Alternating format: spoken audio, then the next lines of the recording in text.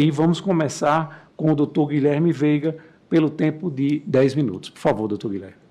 Excelentíssimo senhor presidente da sessão, excelentíssimo senhor relator, ministro Kukina, demais ministros, representante do Ministério Público. Doutor Guilherme, perdoe, eu esqueci de perguntar se todos dispensam a leitura do relatório. Eu sei que é a praxe, a dispensa, mas é importante a gente fazer. Eu agradeço e, por favor. Farei uma rápida saudação só aos servidores da Corte, na pessoa da doutora Mariana Coutinho Molina, e inicio minha sustentação oral representando os mutuários do Brasil. O que se discute nessa tese, excelências, é se há ou não cobertura para ameaça de desmoronamento decorrente de vício de construção de imóveis que foram construídos no plano habitacional do Sistema Financeiro da Habitação do ramo 66. É aquele para as pessoas mais pobres da população brasileira. O que se discute, então, são sonhos da casa própria transformados na ruína do desmoronamento. E quando desmorona o imóvel, não desmoronam só as paredes, desmorona o sonho da dignidade, o sonho da segurança familiar, o sonho de um lar. E o que estou aqui a defender hoje nessa tribuna são essas famílias carentes que acreditaram no plano de governo do sonho da casa própria, pagaram e receberam um imóvel mal construído. E a resposta sobre a cobertura securitária, ela é afirmativa, por 3 razões fundamentais. A primeira é uma razão documental, a segunda, normativa, e a terceira, jurisprudencial e social.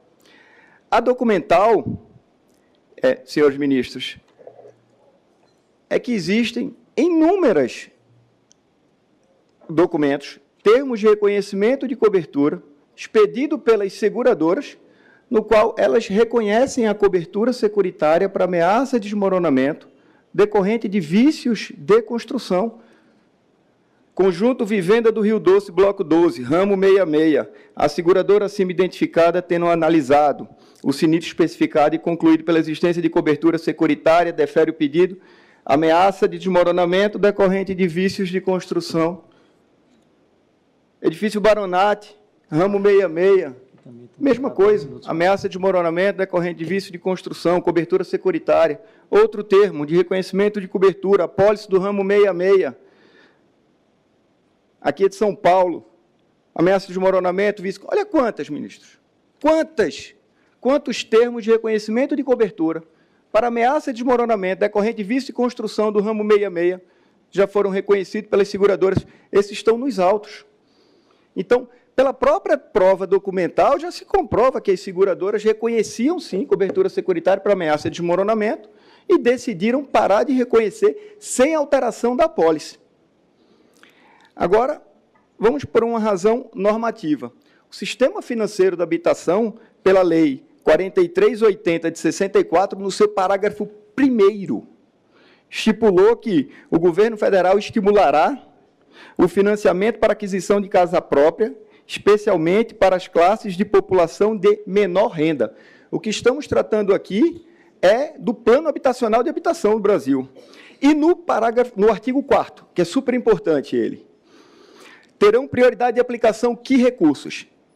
Inciso 1º, a construção de conjuntos habitacionais destinados à eliminação de favelas, de mucambos e de outras aglomerações em condições subhumanas de habitação. O que é que procurou fazer o governo? Entregar moradias dignas para a população de baixíssima renda. Foi isso que procurou fazer o governo.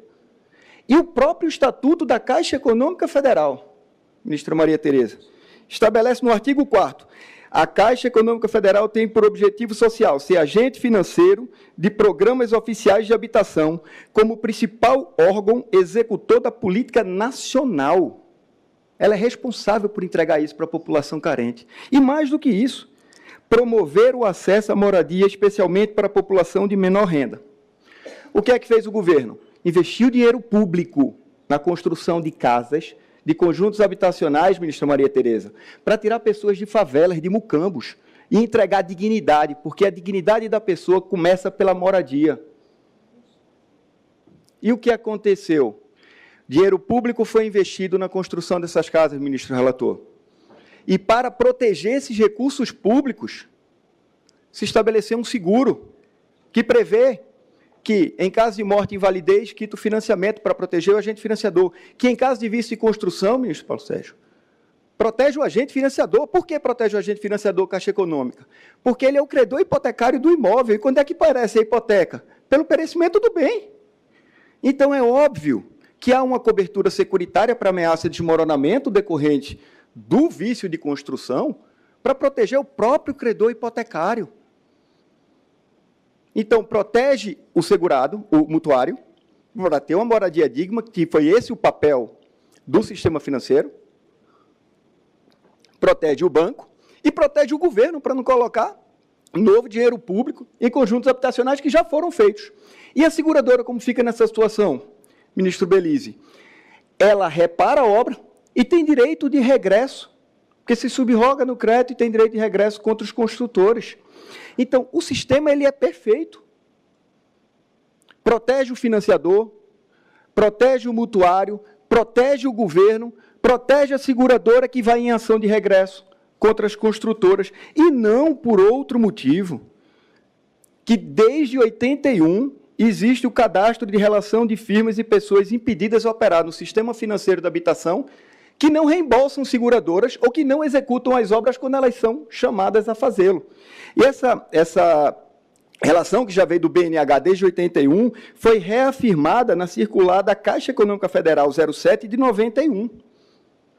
Então, não pode operar no sistema financeiro um construtor que não reembolsa uma seguradora ou que não executa a obra na hora que a seguradora é demandada do sinistro. E tantos termos de cobertura foram emitidos pelas seguradoras. Então, do ponto de vista normativo, todas as apólices do ramo 66, que é dessa população mais carente, têm previsão de cobertura securitária para ameaça de desmoronamento decorrente de vício de construção. E agora chego na terceira razão, a jurisprudencial e social dessa causa. As duas turmas, primeira e segunda turmas desse Superior Tribunal de Justiça, têm entendimento pacífico sobre a matéria. Vou ler um pequeno trecho da cabeça da emenda. Responsabilidade da seguradora pelos vícios de construção nos imóveis financiados. Cobertura securitária. Abrangência e precedente, porque é em números. Esse foi da lavra no agravo interno no Aresp, 2.058.182 do Paraná, do ministro Teodoro Silva Santos, segunda turma, unânime, julgado em agosto de 2023. Tem outro. Agravo interno no RESP, 1.829.289 de São Paulo, relatoria ministro Benedito Gonçalves, também em 2024. Tem do ministro Falcão, tem de todos. Vossa Excelência já julgaram essa matéria na primeira turma e na segunda turma. Do ministro Falcão, só porque o ministro também está aqui presente, gostaria de mencionar o agravo interno no RESP 1.445.272 de Pernambuco, relator ministro Falcão, segunda turma, julgado também em 2024. São inúmeros, eu não vou passar aqui o tempo da minha sustentação oral, falando dos precedentes que Vossa Excelência já conhece. O que eu peço é a reafirmação da jurisprudência, para que essas pessoas, não é que elas vão ganhar o processo hoje não, ministros, mas elas terão a esperança de continuar a lutar, porque elas ainda vão ter que provar o vício de construção, elas ainda vão ter que provar a legitimidade, elas ainda vão ter um longo caminho pela frente, mas elas não perderão a esperança de adquirirem o que deveriam ter adquirido no dia que compraram a casa. Ter adquirido um lar seguro, para cuidar dos seus filhos, para ter um projeto de vida. Aqui não é um financiamento, ministro Teodoro, em que a Caixa Econômica Federal atuou como agente financeiro, ela atuou como executor de política pública habitacional para pessoas de baixíssima renda. E o último aspecto aqui, nesta questão. Vão se falar aqui de números astronômicos, como se todas as ações fossem ser julgadas procedentes e que toda a população do Brasil fosse entrar com ação. Não se impressionem com os argumentos ad interrores econômicos e nem com os acordos que vão dizer que estão sendo feitos em Pernambuco. Porque dizer que aqui pode tirar a cobertura securitária, que os acordos vão ser feitos, transforma o acordo em coação, porque se não aceita o valor que está sendo dado lá, a ação vai ser julgada improcedente. Então, não resolve o problema. O que se resolve o problema é apenas reafirmar a jurisprudência dessa Corte, no direito da cobertura securitária, como tantos termos de reconhecimento que mostrei aqui hoje, que estão nos autos, para que essas pessoas possam conseguir continuar a sonhar o sonho da casa própria. Muito obrigado, excelências.